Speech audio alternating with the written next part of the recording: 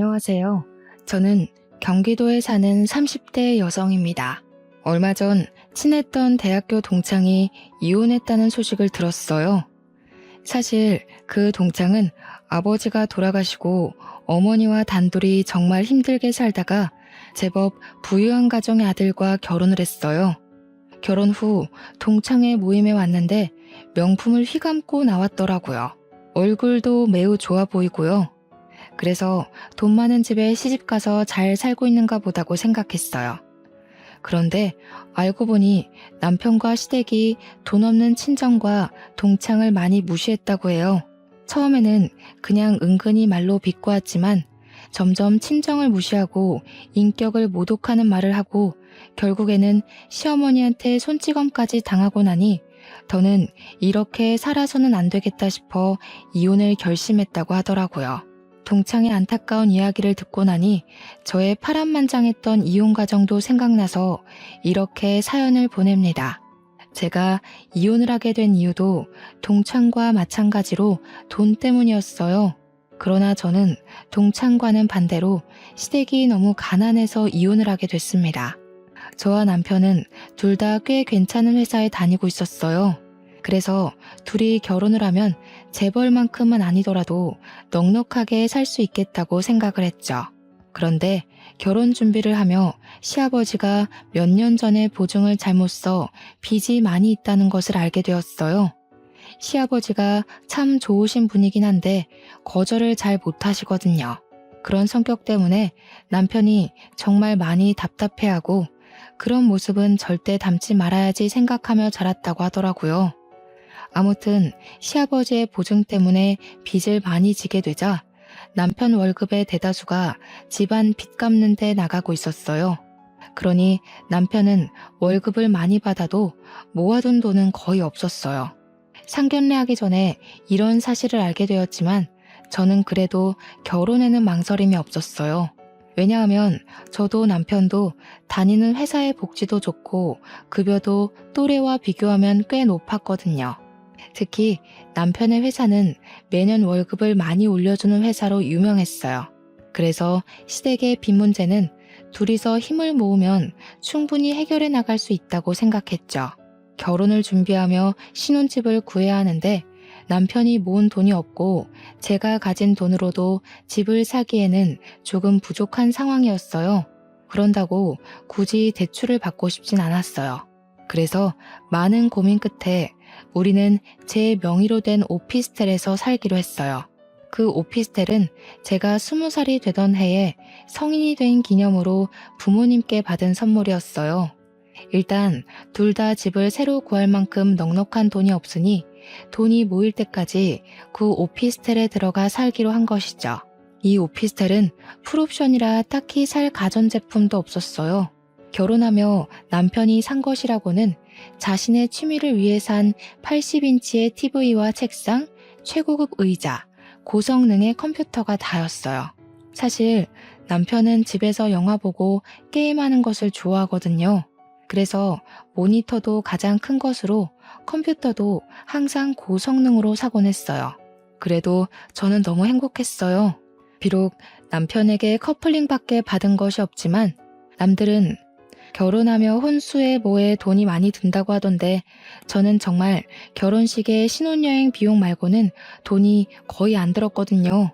무엇보다 그 당시에 저는 이런 것들이 하나도 보이지 않을 정도로 너무 사랑했어요. 그러나 친정엄마는 결혼하는 것에 대해 그다지 마음에 들지 않게 생각하셨어요.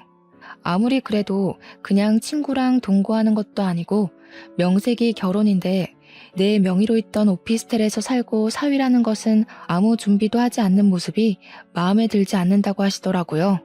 그래도 저는 남편이 회사에서 평판도 좋고 성실한 이미지라고 우리 정말 행복하게 잘 살 수 있다고 이야기하며 엄마를 설득했어요. 그때 엄마의 말을 들었어야 했는데 듣지 않았다가 결국 이렇게 이혼녀가 된 것이 참 후회스럽네요. 아무튼 우여곡절 끝에 결혼하고 처음에는 정말 좋았어요. 시댁 식구들도 잘해주시고 남편도 정말 잘해줬어요. 하루하루 행복하게 살아가던 중 시댁이 오피스텔 근처로 이사를 왔어요. 마침 근처 아파트가 아주 저렴한 가격에 나오기도 했고, 혹시 나중에 아이가 생기면 아이가 4살이 될 때까지는 아이를 봐주시겠다면서요. 저는 안 그래도 아이 생기면 이 좋은 회사를 간둬야 하나 걱정을 많이 했는데, 제가 그런 부탁을 하기도 전에 먼저 그리해 주신다는 말씀하셔서 정말 감사했어요. 시댁이 이사를 오고 얼마 지나지 않아 코로나가 급속도로 퍼지기 시작했어요. 유례없던 전염병에 학교도 비대면으로 전환되자 우리 회사도 정부의 방침에 따라 주 4회 재택근무로 전환되었어요. 집에서 한창 일하고 있던 어느 날 시어머니한테 전화가 왔어요. 병원 약을 타러 가야 하는데 날씨가 너무 더워서 도무지 못 가겠다면서 바쁘지 않으면 차 좀 태워달라고 하셨어요. 어차피 급한 일은 다 처리했던 터라 저는 알겠다고 하고 시댁에 가서 시어머니를 모시고 병원을 향했어요. 어머니, 진료는 잘 받으셨어요? 여기서 수납하면 된대요. 그래? 얘야. 근데 내가 지금 화장실이 너무 급해서 그런데 화장실 좀 다녀올 테니 네가 계산 좀 해놔라. 좀 있으면 퇴근 시간이라서 차 막히잖니. 부탁한다. 시어머니는 제게 병원비 계산을 맡기고 화장실로 가셨어요. 약국에서도 수납해야 하는 순간 갑자기 급한 전화가 왔다며 약국 밖으로 나가시더라고요. 예상치 못한 상황들에 약간 당황했지만 시어머니도 내 가족인데 이깟 병원비와 약값 한 번 못 내나 싶어 군말 없이 10만 원가량을 제가 다 결제했네요. 시어머니는 당연히 제가 돈을 냈겠거니 하고 생각하셨는지 병원비나 약값에 대해서 그 어떤 말씀도 하지 않으시더라고요. 시어머니를 집에 모셔다 드리고 집에 오니 남편이 퇴근해 있었어요. 어디에 갔다 오냐길래 오늘 있던 일들을 이야기했어요. 사실 오늘 집에서 일하는데 어머니한테 전화 오더라고. 병원에 좀 데려다 달라고. 급한 일은 다 처리했으니 알겠다고 하고 갔지. 갔는데 병원비랑 약값 거의 한 10만 원 정도 나왔는데 그거 다 내가 냈어. 엄마는 지갑 안 가져가셨대? 그건 아니고 병원비 계산할 때는 갑자기 화장실에 가시고 약값 계산할 때는 급한 전화 있다고 받으시러 나가시더라고. 거기서 수납하는 곳 앞에서 멀뚱히 서 있기도 좀 그래서 내가 다 계산했지.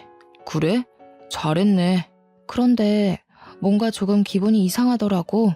우리 엄마라면 내가 병원비를 낸다고 해도 절대 안 된다고 그러실 테고 혹시나 내가 계산을 하게 되면 반드시 병원비만큼의 뭐라도 사서 주시는데 그냥 당연히 내가 병원비를 내는 것처럼 되어버리니 조금 그랬어. 지금 우리 엄마한테 나가는 병원비가 아깝다는 거야? 와, 우리 엄마도 이제 가족이야. 솔직히 우리 엄마가 네 생각해서 아이 갖고 하면 회사 생활하는데 힘들까봐 아는 사람 아무도 없는 우리 집 근처로 이사까지 오셨는데 좀 야박하네. 그 정도도 못 해드려? 실망이야. 저는 솔직히 10만 원이 아깝지는 않았어요. 그런데 이런 상황이 한 번, 두 번 반복되면 언젠가는 시댁에서 필요한 돈들을 우리가 부담하는 것이 당연시되지 않을까 하는 마음에 말을 꺼낸 거였거든요.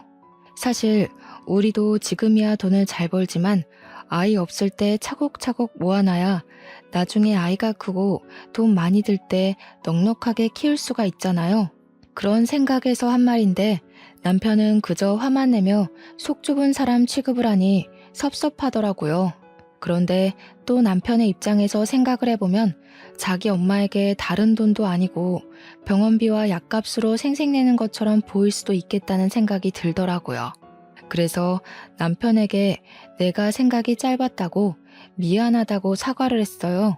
중복을 하루 앞둔 어느 무더운 여름날이었어요. 그날도 집에서 더위와 씨름을 하며 일을 하고 있는데 시어머니한테 전화가 오더라고요. 내일이 복날이니까 삼계탕을 해먹자고 같이 닭이랑 이것저것 재료를 사러 가자는 거예요. 저는 시어머니를 모시고 근처 대형마트에 갔어요.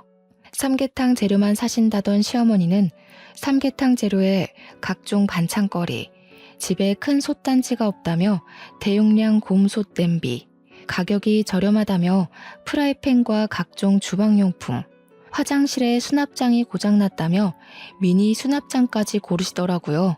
쇼핑카트에 한가득 싣고 계산을 하려고 줄을 섰어요. 아, 얘야, 내가 지갑을 두고 왔네. 너 지갑 가져왔지? 네, 지갑 가져오긴 했어요. 그래, 네가 좀 내라. 나는 화장실 좀 다녀오마. 저희는 이미 카트에 짐을 가득한 상태라 다시 일일이 가져다 놓을 수도 없어 어쩔 수 없이 제 카드로 결제를 했어요. 요새 장바구니 물가 얼마나 비싼지 아시죠? 삼계탕 재료만 해도 10만 원이 넘는데 이것저것 생활용품에 주방용품까지 사고 나니 거의 40만 원이 넘게 나왔습니다. 어쩔 수 없이 그걸 제 카드로 결제했고요. 저는 그 많은 짐을 싣고 시댁에 도착해서 짐 정리를 도와드리려고 같이 집으로 들어갔어요. 시어머니는 삼계탕 재료를 정리하기 위해 장 볼 때 들고 계시던 가방을 바닥에 두셨어요. 그런데 가방 안에 시어머니의 지갑이 보이는 것이 아니겠어요? 그걸 발견한 제 모습을 본 시어머니는 당황한 표정을 지으시더라고요. 어머, 내 정신 좀 봐. 아, 내 지갑이 가방에 있었네? 가방에 지갑이 있다는 거 모르셨어요? 아까는 분명히 안 보였는데. 요새 내가 이렇게 정신이 없지 뭐니. 다음에는 내가 꼭 내마. 이렇게 얘기하시는데 다시 장본 비용을 제게 달라고 하기도 뭐하고 또 얘기하는 것도 뭔가 쫌생이같이 보여서 그냥 그러려니 하고 넘겼어요. 남편에게도 아무 말 하지 않았고요. 그렇게 제가 재택근무를 하는 동안 한 달에 한 번에서 2번 정도 불려가서 시장 보는 비용, 병원 비용을 다 제가 냈어요. 그래도 꾸준히 저도 돈을 적지 않게 벌고 있었고 남편도 안정적으로 벌고 있어서 여기에 대한 부담이 그리 크지는 않았어요. 그렇게 해가 바뀌고 1월이 되었어요. 남편에게는 이제 고3이 되는 남동생이 하나 있었어요. 집에서 쉬고 있는데 남편이 갑자기 남동생 이야기를 조심스레 꺼내더라고요. 이번에 진수 고3 되는 거 알지? 근데 진수가 집에서 공부가 안 된다고 독서실에 다닌다네? 그래? 하긴 집보다는 독서실에서 조용히 공부하는 것이 훨씬 좋지. 독서실 비용이 한 달에 40만 원 정도 한다던데 그 비용 우리가 내는 것 어때? 우리가? 한 달에 40만 원씩 매달 내자고? 우리 아버지 보증서 시고 해서 집안 빚은 많고 진수는 인생에서 가장 중요한 고3이잖아. 우리는 둘 다 돈 잘 벌고 좀 넉넉하니까 우리가 진수 좀 도와주자. 그래도 매달 40만 원은 너무 부담돼. 우리가 독서실 비용 대주면 진수가 1년간 공부 열심히 해서 나중에 잘 되면 우리를 모른 척 하겠어? 나중에 우리 늙고 힘들 때 도와주겠지. 그때 형과 형수님이 도와줘서 잘 됐다고 하면서 말이야. 좀만 도와주자. 솔직히 이런 남편의 제안이 반갑지는 않았어요. 저는 우리의 미래를 위해서 적금을 들고 싶었어요. 사실 돈이 아깝기도 했고요. 그래도 남편이 너무 원하기도 하고 고3인 도련님이 어디 나가서 아르바이트 할 수 있는 상황도 아니기에 그냥 알겠다고 했어요. 노는데 쓰겠다는 것도 아니고 미래를 위해 공부를 하는데 쓰겠다는데 뭐 어쩌겠어요. 조금이라도 형편이 넉넉한 사람이 도와주고 나중에 우리 집이 힘들고 도련님이 잘 되면 도움도 받고 하면서 사는 것이 가족 아닌가 하고 좋게 좋게 생각했죠. 그리고 설날이 되었어요. 아침에 차례를 지내고 시부모님께 새해 복 많이 받으시라고 큰절을 했어요. 시어머니는 새해 덕담을 하시며 제 손을 꼭 잡으시더라고요. 얘야, 우리 진수 독서실 비용 내주기로 했다면서? 너무 고맙다. 아니에요. 저희는 그래도 둘 다 돈 벌고 아직 아이도 없어서 약간 여유가 있으니 괜찮아요. 그래. 그렇게 둘이 서로 돕고 사는 것을 보니 보기 참 좋구나. 좋게 봐주셔서 감사합니다. 참 진호야, 너 옛날에 옆집에 살던 그 아줌마 알지? 이번에 그 집 아들이 사업이 대박나서 아들 부부한테 한 달에 용돈을 100만 원씩이나 받는다더라. 그래서 말인데 솔직히 너네도 돈을 적지 않게 벌잖니. 우리 솔직히 요새 나이도 들고 일하기도 힘든데 조금 너희들이 도와줬으면 싶은데. 그 집 그렇게 사고치더니 결국 대박이 났네. 그래서 엄마는 얼만큼을 원하는데? 우리도 염치가 있지. 한 달에 100만 원은 바라지 않고 한 60만 원 정도만 주면 우리가 그 안에서 알뜰살뜰히 생활해 보마. 한 달에 60만 원이야 뭐. 알겠어. 그럼 집에 가서 입금할게. 남편은 시어머니의 말에 제 의견은 묻지도 않고 바로 용돈을 드리겠다고 하더라고요. 솔직히 지금 도련님 독서실 비용 40만 원에 부모님 용돈 60만 원까지 드리면 시댁에 들어가는 돈만 해도 한 달에 고정으로 100만 원이에요. 솔직히 100만 원이 적은 돈은 아니잖아요. 저는 이건 아니다 싶어 집에 오자마자 남편에게 이야기했어요. 시부모님께 정말 용돈 60만 원씩 드릴 거야?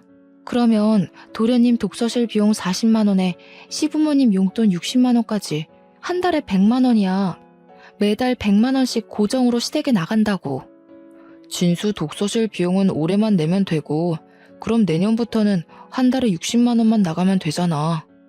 올 한 해만 우리가 좀 고생하면 되지 뭐. 솔직히 시어머니 병원 가실 때나 시장에 가실 때 꼭 나를 데리고 가셔서 내 돈 쓰시게 만드는데 그런 돈만 해도 꽤 나와.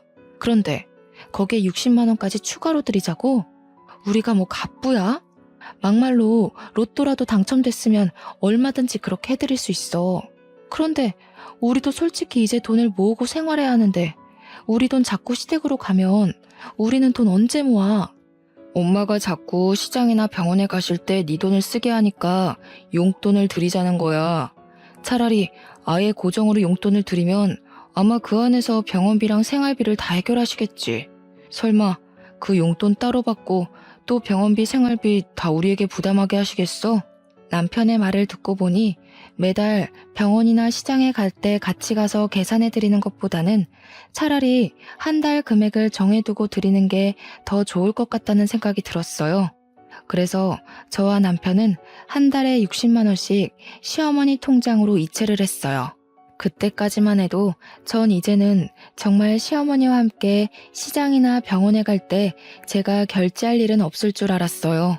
그런데 그게 아니었어요. 그 다음 달도 그 다다음 달도 여전히 병원에 가시거나 시장에 가실 때 꼭 저를 부르시고는 제가 계산하게 하셨어요. 한 번은 너무하다 싶어서 시어머니께 좋게 여쭈어보았어요. 저번에 저희가 드린 60만 원은 어디에 사용하셨냐고요.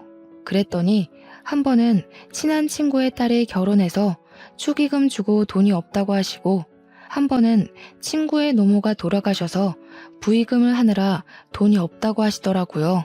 솔직히 용돈 60만 원을 드리는데도 추가로 제 돈이 또 시댁의 생활비로 나가는 것이 정말 싫었지만 돈 가지고 야박하게 구는 것 같기도 하고 무엇보다 남편과 제가 안정적으로 돈을 잘 벌고 있으니 그냥 참고 넘겼어요. 그렇게 평안하지 못했던 설이 지났어요. 남편은 설이 지난 이후로 회사가 많이 바빠졌다는 이유로 야근과 주말 특근이 잦아졌어요. 그 전에도 야근하기는 했지만 많아야 일주일에 2번이었는데 일주일 내내 야근을 하더라고요.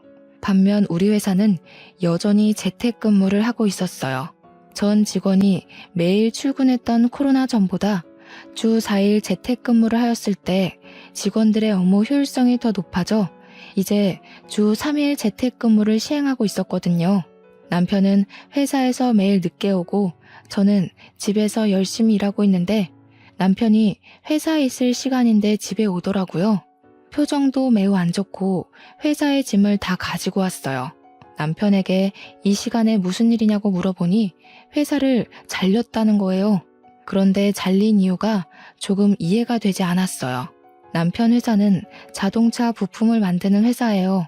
자동차 부품을 만들고 나면 제품을 생산하고 남은 짜투리 고철이 생기게 되는데 이 고철을 아무 곳에나 버리는 것이 아니라 회사에서 지정한 업체에 팔게 돼 있었어요. 그런데 어느 날부터 남편이 소속한 부서의 팀장님이 자투리 고철 중 일부를 남편의 차에 실으라고 했대요. 그러고는 고철 업체 하나를 알려주며 거기로 가서 그 고철들을 주고 오라고 지시를 했다는 거예요. 남편은 뭔가 이상하긴 했지만 팀장님이 회사 설립 구성원이기도 하고 사장님과 사촌지간이라 당연히 사장님이 시키신 일이라고 생각했대요. 그래서 팀장님이 시킨 대로 했는데 알고 보니 팀장님이 개인적으로 친한 지인이 하는 고철업체에 팔아서 사장님 몰래 돈을 챙겼던 거예요. 사장님은 남편이 혼자 한 행동인 줄 알고 남편에게 회사에서 나가라고 했다는 거예요. 그럼 여보는 고철 회사에 넘겨주고 따로 돈 받은 거 있어? 아니, 나는 전달만 했고 팀장님이 그 돈을 다 가져갔어. 나는 그냥 기름값 정도? 그럼 팀장님이 시키시길래 사장님께서 지시하신 줄 알았다고, 이게 그렇게 되는 줄 몰랐다고 말씀드리지 그랬어. 얘기는 했지. 근데 사장님이 팀장님 말만 듣고 너무 화나셔서 나보고 무작정 나가라는 걸 어떡해. 저는 솔직히 남편의 말이 이해가 되지 않았어요. 남편의 회사 사장님은 저도 몇 번 우연히 뵀었는데 100명 정도 되는 전 직원의 이름은 물론 가족 구성원까지 다 아시는 분이세요. 게다가 회사를 경영할 때 직원과 직원 가정의 행복이 가장 중요하다고 생각하시는 분이라서 직원들을 위해서라면 뭐든지 다 해주시는 분이셨죠. 매년 월급 인상은 물론 매출이 높은 해에는 전 직원에게 100만 원씩 특별 보너스를 현금으로 지급해 주시기도 했고, 학자금 지원, 직원의 자기 개발을 위한 학원비나 대학원비 지원까지 해주시던 분이에요. 이렇게 사람을 중요시 생각하시는 분이 남편이 직접 금전적인 이득을 취하지도 않았는데 팀장님의 말만 듣고 무조건 나가라고 하셨다는 것이 뭔가 이상했어요. 더 물어보고 싶었지만 남편이 너무 속상해해서 물어볼 수가 없겠더라고요. 그냥 축 처진 어깨를 토닥여주며 우리가 나이가 엄청 많은 것도 아니고 여보 능력도 되니 더 좋은 회사 충분히 갈 수 있다고 격려해 주었어요. 그것 말고는 제가 남편을 위해 해줄 수 있는 일이 없더라고요. 한참을 넋을 놓고 앉아있던 남편은 머리 좀 식힐 겸 반신욕을 하겠다며 화장실로 들어갔어요. 저도 다시 일을 시작하려는데 남편의 핸드폰이 울리더라고요. 보니까 회사 이서영 대리에게 온 카톡이었어요. 저는 회사에서 해고를 철회하려나 싶어 남편을 부르려고 하다가 뭔가 느낌이 이상했어요. 왠지 카톡을 제가 봐야겠다는 생각이 들더라고요. 카톡을 본 순간 판도라의 상자가 열렸어요. 이서영 대리와 나눈 이전의 카톡은 연인들이 하는 내용으로 가득했어요. 남편은 회사에서는 물론 저와 함께 있던 저녁 시간에 저 몰래 이서영 대리라는 사람과 사랑을 속삭이고 있었어요. 카톡의 내용을 보니 제게는 야근한다고 하고 회사를 마치고 같이 저녁을 먹고 영화를 봤더라고요. 제게 특근을 한다고 했던 주말에는 둘이 놀이동산, 서울 근교의 데이트를 아주 알차게 즐겼더라고요. 게다가 얼마 전에는 회사 차장님 어머님의 장례식이라고 1박을 하고 왔었는데 그날은 남편과 이서영 대리 둘이 펜션을 잡고 놀러 간 것이었어요. 그리고 마지막으로 이서영 대리가 우리 사이가 들켜서 아빠가 화가 많이 나셔서 회사로 다시 돌아오는 것은 힘들 것 같다. 나도 회사에서 쫓겨났다는 식의 카톡을 보냈더라고요. 그 카톡을 보니 남편이 왜 회사를 해고당했는지 확실히 알게 되었어요. 남편은 회사 사장님의 딸인 이서영 대리와 몰래 불륜을 저지르고 있었고 그 사실을 들켜 사장님이 나가라고 하신 것이었어요. 물론 그 딸도 회사에서 내보냈고요. 저는 이 카톡을 본 순간 손이 부들부들 떨리고 눈앞에 뵈는 것이 없었어요. 바로 핸드폰을 들고 남편이 있는 화장실 문을 벌컥 열었어요. 진짜로 고철판 이유만으로 회사 잘렸어? 확실해? 몇 번을 말해. 그렇다니까. 그럼 이서영 대리는 누구야? 이서영 대리를 어떻게 알아? 네가 들어가고 나서 핸드폰이 울리길래 보니까 이서영 대리한테 카톡이 왔더라고. 부르려다가 뭔가 싶어서 핸드폰을 봤지. 근데 너 나한테 야근한다고 할 때마다 이서영 대리랑 데이트했더라? 얼마 전에 차장님 어머니 돌아가셨다며? 그래서 강원도 간다더니 그때 가평으로 둘이 놀러 갔더라. 아니 그게... 뭐? 자기야 사랑해? 기가 막혀서. 그렇게 이서영 대리라는 년이 좋디? 아주 나한테는 보내지도 않던 이모티콘 막 보내고 난리가 났더라. 아, 이서영 대리가 그러더라. 자기 아빠가 화가 많이 나셔서 자기도 회사에서 쫓겨났다고. 너 회사 사장님 딸이랑 불륜 저질러서 쫓겨난 거 맞지? 제가 불륜 사실을 모두 다 알았다고 말하자 남편은 반신욕을 하다가 뛰쳐나와 제 앞에 무릎을 꿇었어요. 저기요, 정말 미안해. 나는 당연히 안 그러려고 했는데 이서영 대리가 자꾸 나한테 꼬리를 치는 거야.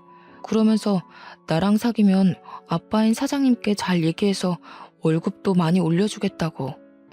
사장님 딸인데 혹시라도 내가 싫다고 하면 나에게 불이익이 생길까봐 두려웠어. 게다가 나한테 자꾸 잘해주면서 그러니까 내가 단칼에 거절하기가 너무 힘들더라고. 야, 너는 아버지가 거절하지 못하는 성격 때문에 보증도 서고 집안이 빚더미라고 하면서 맨날 답답해하더니 정작 자기 자신은 그런 거 하나 거절하지 못해서 불륜을 저지르냐? 그게 말이 된다고 생각해? 그것도 있고 자기가 그동안 우리 엄마 병원비에 시장 보는 비용, 동생 독서실 비용으로 많이 힘들어했잖아. 나는 돈 많이 벌어서 자기 호강시켜주려는 생각에 그만. 진짜 미안해. 내가 잘못했어. 저는 정말 너무 화가 나서 당장이라도 이혼하고 싶었지만 샤워 가운 한 장 입고 화장실 바닥에 무릎까지 꿇고 손이 발이 되도록 비는 남편을 보니 마음이 또 약해졌어요. 2번 다시는 이런 일 절대 없을 것이라는 다짐을 수백 번 받고 저는 일단 한 번은 눈 감아주기로 했죠. 남편은 용서해줘서 고맙다며 정말 미안하다고 하더라고요. 그리고 양가 부모님께는 회사 해고당한 거 말씀드리지 말자고 하더라고요. 나중에 회사 새로 구하고 자리 잡으면 그때 자기가 다 말씀드리겠다면서요. 맘 같아서는 시부모님께 말씀드려서 눈물 콧물 쏙 빠지게 혼나게 하고 싶었지만 솔직히 좋은 일도 아니고 남편도 많이 반성하고 있는 것 같아서 알겠다고 했어요. 그날 이후로 저는 계속 재택근무를 하고 있었고 남편은 회사를 알아본다는 명목으로 컴퓨터 앞에 앉기는 했지만 실제로 회사를 알아보는 건 1시간뿐이었고 매일 게임만 하고 있었어요. 그리고 이 와중에도 도련님 독서실 비용 40만 원, 시부모님 용돈 60만 원은 이체되었어요. 돈을 보내고 싶지는 않았지만 이미 새해에 약속한 것이고 이체하지 않으면 상황이 더 복잡해질 것 같아서 그냥 제 월급에서 시댁에 돈을 보내드렸네요. 그러던 어느 날 친정엄마가 반찬만 놓고 가겠다며 말도 없이 오셨어요. 집에 당연히 저 혼자 있을 것으로 생각했는데 남편이 회사에 안 가고 집에 있으니 깜짝 놀라셨어요. 저는 어쩔 수 없이 엄마에게 회사에서 약간의 오해가 생겨서 어쩔 수 없이 해고당했다고 말했어요. 불륜 이야기까지는 하지 않았어요. 그 얘기 들으면 엄마가 많이 속상해하실 것 같았거든요. 자세한 이야기는 하기 좀 그러니 그냥 조용히 눈 감아달라고. 지금 남편도 매우 속상한 상태이고 새로운 회사 구하려고 노력하고 있다고 했죠. 엄마는 어두운 표정으로 반찬을 두고 집에 가셨어요. 얼마 뒤 엄마 이름으로 돈이 500만 원이 입금되었어요. 엄마가 지금 줄 수 있는 여윳돈이 이것뿐이라며 혹시라도 급한 일 생기면 이 돈으로 해결하라고 하시더라고요.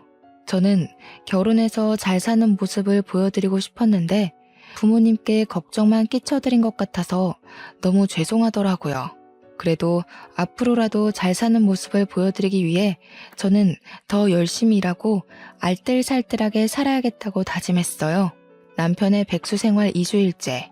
여전히 남편은 회사 구할 생각은 없고 집에서 열심히 게임만 하고 저는 재택근무로 정신없는 시간을 보내고 있었어요.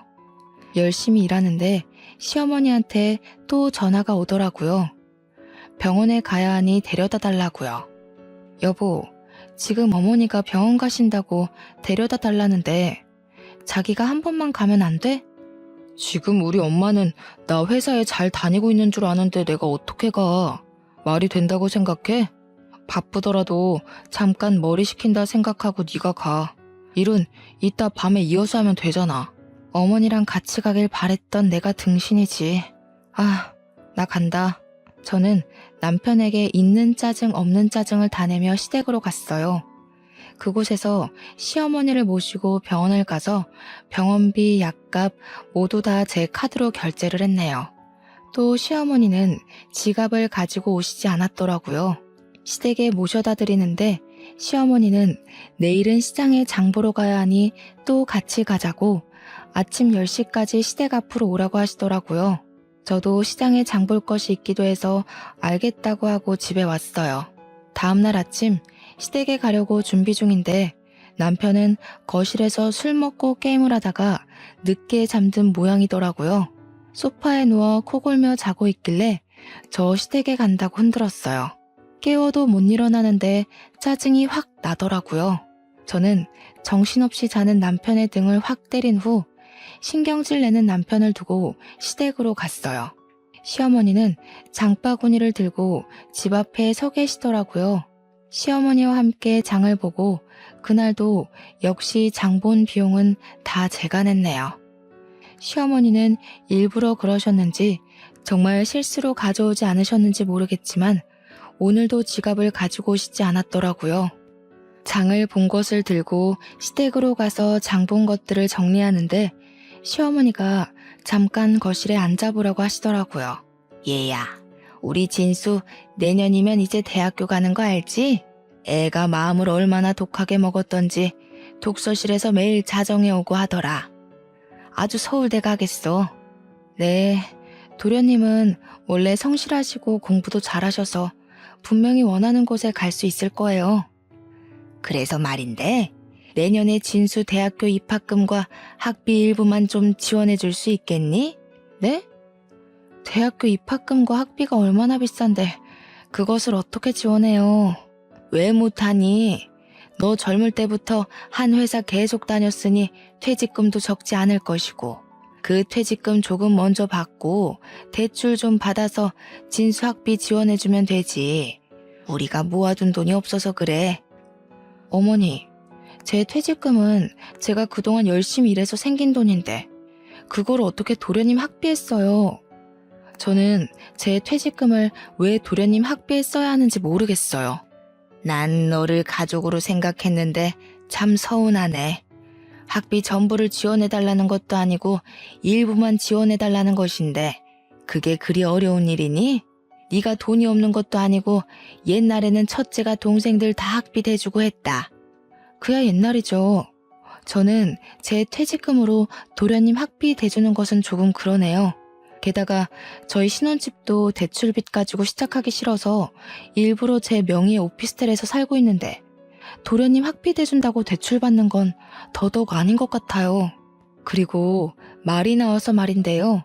솔직히 도련님 독서실 비용에 어머니 아버지 용돈에 어머니 병원비에 시장 보는 비용까지 너무 부담돼요. 한 달에 시댁으로만 거의 200만 원 가까이 돈이 나간다고요. 어머 얘 무슨 200만 원이야. 진수 독서실 비용 40에 우리 용돈 60까지 해서 100만 원이지. 내 병원이랑 시장 보는 비용 그까짓 것 해봤자 얼마나 된다고. 어머니, 제 카드 명세서 뽑아드릴까요? 어제 병원비에 약값만 20만 원에 오늘 시장 보는 값이 15만 원이나 나왔어요. 고작 이틀 만에 벌써 35만 원이나 나왔다고요. 보자 하니까 너무하네. 솔직히 너희는 둘 다 꽤 좋은 직장에서 일하고 있지 않니? 하나뿐인 귀한 도련님 학비 지원 하나 못 해주니? 둘 다 일한다고요? 아닌데요? 지금 남편 집에 있어요. 회사 사장님 딸이랑 불륜 저질러서 회사 잘렸어요. 저는 시어머니의 뻔뻔스러운 돈 요구에 너무 화가 나서 남편이 불륜을 저질러 회사 잘렸고 그래서 지금 저 혼자 돈 벌어서 남편을 먹여 살리고 있다고 했어요. 얘, 너 무슨 소리를 하는 거니? 우리 진호가 불륜을 저질러서 잘렸다고? 그게 말이 돼? 우리 진호가 얼마나 성실하고 착한 아이가 아닌데 네가 잘못 알고 있는 거겠지. 그래요? 그럼 한번 지금 우리 집으로 가서 직접 보시죠. 저는 시어머니를 모시고 집으로 갔어요. 거실에는 남편이 밤새워 먹었던 맥주캔과 컵라면이 아직도 있었고 남편은 여전히 소파에 누워 코골며 자고 있더라고요. 회사에 당연히 있다고 생각한 시어머니는 남편의 모습에 깜짝 놀라셨어요. 진수야, 너 진짜로 사장님 딸이랑 바람 펴서 회사 잘린 거야? 아니, 그냥, 야, 너는 내가 알아서 잘 처리한다니까 굳이 엄마 걱정되게 다 얘기했냐? 회사에서 사장님 딸이랑 불륜 저질러서 회사에서 잘린 주제에 밤새 게임을 하고 맥주만 먹으면서 회사 구할 생각이 없어 보여서 그랬다 왜? 안 그래도 지금 내 월급만으로 생활하기 힘든데 시어머니 용돈에 도련님 독서실 비용에 시어머니 병원비에 시장값에 얼마나 힘든지 알아? 게다가 어머니는 내년에 도련님 대학 학비까지 요구하시더라. 예, 그때는 내가 너희 이런 상황인지 몰랐을 때고 내가 설마 너희들 이런 상황인 줄 알면 그런 얘기 했겠니? 너 말 한 번 잘했다. 야, 우리 엄마 병원이랑 마트장 보는 값이 들어봤자 얼마나 된다 그래? 진짜 구질구질하다 정말. 저번 달에 어머니 병원비랑 시장 보는 비용이 100만 원이나 나갔어. 거기에 도련님 독서실 비용 40, 부모님 용돈 60까지 다달이 시댁에만 200만 원이 나간다고. 너 만약에 우리 집에 매달 200만 원씩 나간다고 하면 군소리 없이 보낼 수 있어? 무슨 100만 원이나 들어 말이 되니? 엄마가 뭘 샀으면 얼마나 샀다고. 진짜 돈 좀 번다고 유세냐? 더럽고 치사해서. 너같이 속 좁은 여자랑은 도저히 못 살겠다. 그래, 돈 벌어서 시댁에 다 돈 나가니 내가 속이 터져서 유세 좀 떨었다. 나는 너희 집 물주나 호구로 다시는 못 살아. 너 말대로 나는 더럽고 치사해서 속 좁은 사람이니까 그만하자. 어머니, 저 이제 이 집에서는 물주 노릇 못하겠네요. 시댁이라면 돈 팍팍 주는 속 넓고 이해심 많은 여자 찾으셔서 아드님 재혼시키세요. 저는 더는 같이 못 살겠네요. 저는 그동안 참고 참았던 모든 일을 다 하나하나 낱낱이 이야기하며 이혼하자고 선언했어요. 남편도 이혼하자 그러면 누가 붙잡을 줄 알았냐며 이혼하자고 같이 소리를 버럭 지르더라고요.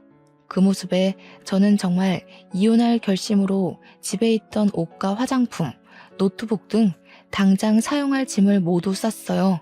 짐을 싸서 나가는데 시어머니는 말리시고 남편은 화가 나서 이혼하자고 난리더라고요. 지금 저 말리셔도 소용없어요. 전 이미 마음 확실히 정했고 이혼하겠습니다. 아, 그리고 너 이 오피스텔 제 명의로 되어 있는 거 알지? 딱 일주일 줄게. 일주일 동안 네가 산 TV, 컴퓨터, 책상 싹 다 치워놔. 일주일 뒤에도 그래도 있으면 다 팔아버릴 거야. 알겠어? 저는 그 길로 바로 친정으로 향했어요. 엄마는 갑자기 온 짐을 챙겨서 온 저를 보며 깜짝 놀라셨어요. 저는 엄마에게 사실 남편이 회사 사장님 딸과 불륜을 저질러서 해고당한 이야기부터 그동안 시댁이 힘들다는 이유로 도련님 독서실 비용에 시부모님 용돈에 병원비에 시장 보는 비용까지 매달 200만 원가량이 시댁으로 갔다고 말씀드렸어요. 엄마는 제가 그동안 살아온 이야기를 듣고 많이 속상해하셨어요. 그래도 아이가 생기기 전에 이렇게 헤어진 것이 다행일지도 모른다며 제 나이가 많은 것도 아니고 아직 안정적으로 일하고 있으니 괜찮다고 다 잘 될 것이니 걱정하지 말라고 하셨어요. 게다가 한 번 불륜 저지른 사람 언제든지 또 할 수도 있다며 그냥 지난 결혼 생활들 깔끔하게 잊고 제 마음이 가는 대로 살라고 하시더라고요. 엄마는 무덤덤하게 이야기하셨지만 가정의 행복을 가장 중요시 생각하는 엄마에게 잘 사는 모습을 보여드리지 못하고 못난 모습만 보여드린 것 같아 너무 죄송하더라고요. 친정집에 들어와 산 지 일주일이 지났어요.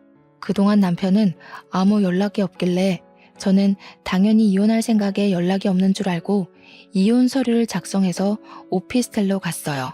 가보니 거실은 맥주캔, 컵라면, 먹다 남은 과자로 난장판이고 남편은 여전히 게임을 하고 있었어요.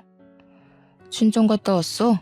제가 들어왔는데도 당황한 표정 하나 없이 쳐다보지도 않고 모니터만 응시한 채 게임을 하고 있는데 정말 화가 머리 끝까지 나더라고요. 그래서 저는 두꺼비 집을 내려 하던 게임을 강제 종료시켰어요. 야, 지금 뭐 하는 짓이야? 내가 이혼하자는 거 장난인 줄 알았니? 난 너에게 너의 짐 챙길 수 있는 일주일이라는 기한을 줬어. 근데 왜 여태 여기 있어? 너야말로 지금 여기서 뭐 하는 짓거리야? 당장 나가, 당장. 너 지금 안 나가면 네가 그렇게 사랑하는 컴퓨터, 모니터, TV 다 집어 던져버린다. 에이, 우리 여보 왜 그래? 그렇게 화가 많이 났어? 내가 다 잘못했어. 이제 정말 정신 차리고 게임도 안 하고 회사 빨리 알아볼게. 우리가 무슨 이혼이야. 이혼하지 말고 우리 다시 행복하게 같이 살자. 응? 남편이 아무 일도 없었던 것처럼 알랑방귀를 끼며 제게 이야기하는데 저는 정말 너무 화가 나서 온몸이 부르르 떨리고 눈이 뒤집힐 것 같더라고요. 저의 화를 주체하지 못해 남편이 그토록 사랑하는 컴퓨터 모니터를 냅다 바닥으로 던져버렸어요. 야, 이게 얼마짜린 줄 알아? 너 지금 뭐 하는 짓이야? 진짜 돈만 밝히고 무식하기는. 아무리 화난다 해도 모니터를 집어 던져버리냐? 나도 너처럼 무식한 싸움꾼 아내 필요 없어. 당장 이혼해. 저는 남편의 말에 화가 더 많이 나서 이번에는 컴퓨터 본체를 바닥으로 던졌어요. 말 한 번 잘했다. 나 원래 돈만 밝히고 무식하고 싸움꾼이야. 어디 보자. 여기에 네가 사온 물건이 또 뭐가 있더라? 아, 저 80인치 TV도 네가 사왔었지? 저기 망치 있는데 TV를 망치로 때리면 어떻게 되는지 한번 봐볼까? 저는 창고로 가서 망치를 꺼내왔어요. 그리고 정말 망치로 TV를 때리려고 했어요.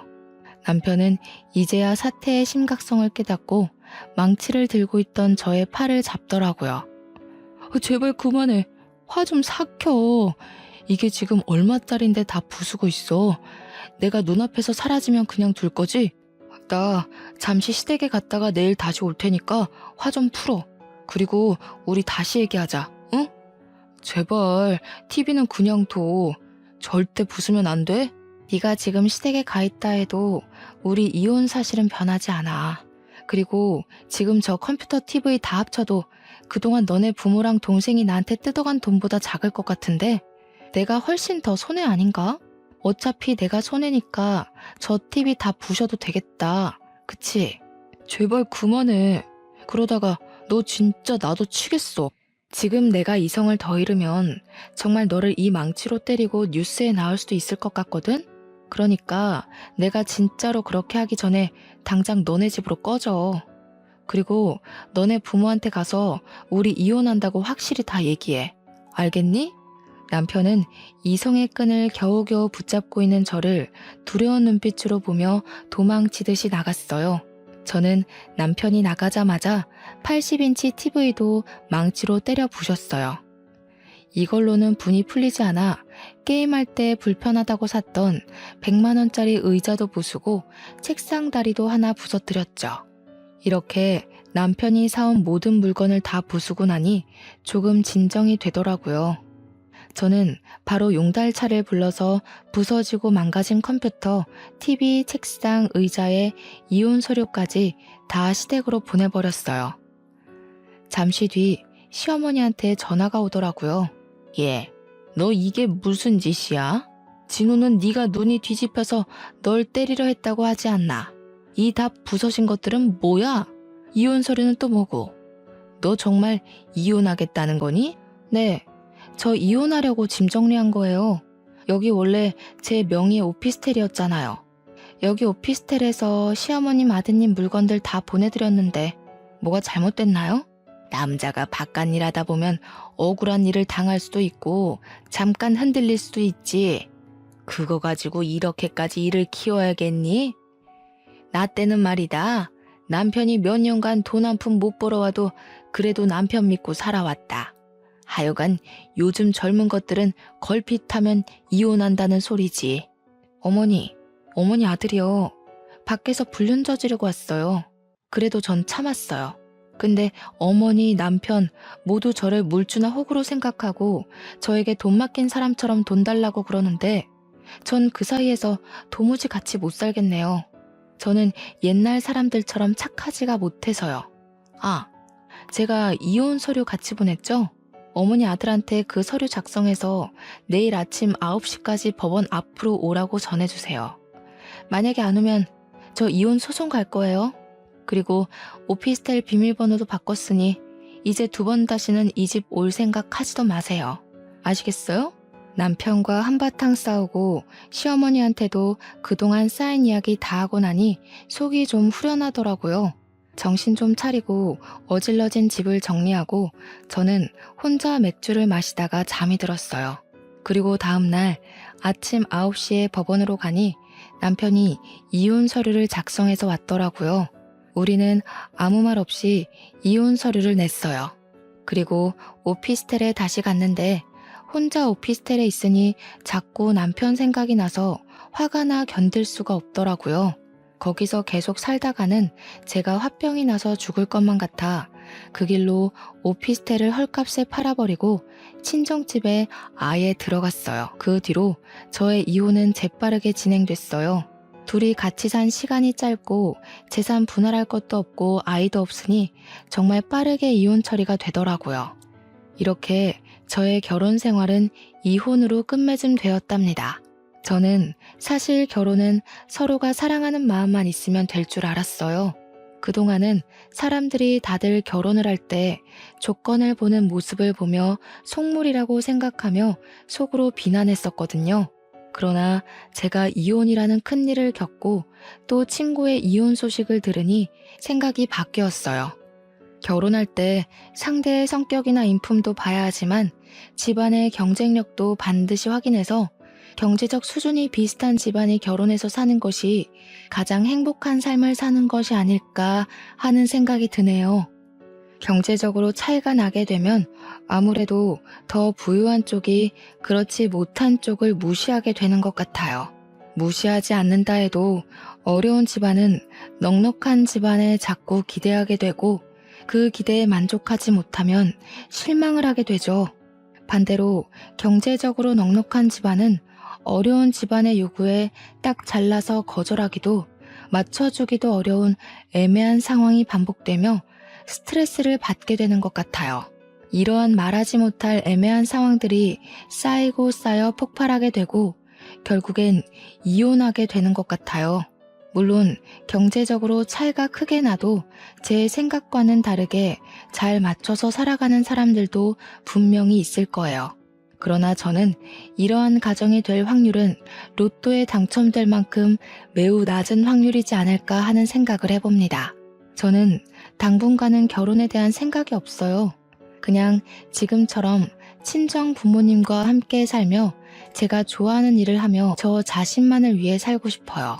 이렇게 살다가 언젠가 혹시라도 마음에 쏙 들어 결혼하고 싶은 사람이 생긴다면 그때는 반드시 그 사람뿐만 아니라 그 사람이 자라온 배경과 집안 형편까지 고려해서 신중히 결혼해야겠다는 생각이 드네요.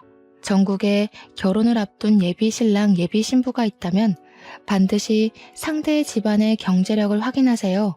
상대 집안의 경제력을 따진다고 속물이라고만 생각하지 마시고 반드시 확인하셔야 합니다. 결혼은 연애와는 달리 우리가 살아가는 현실이라서 반드시 짚고 넘어가지 않으면 후회합니다. 이 점 명심하시고 후회하는 결혼 생활을 하는 또 다른 제가 없기를 바라면서 사연을 마칩니다.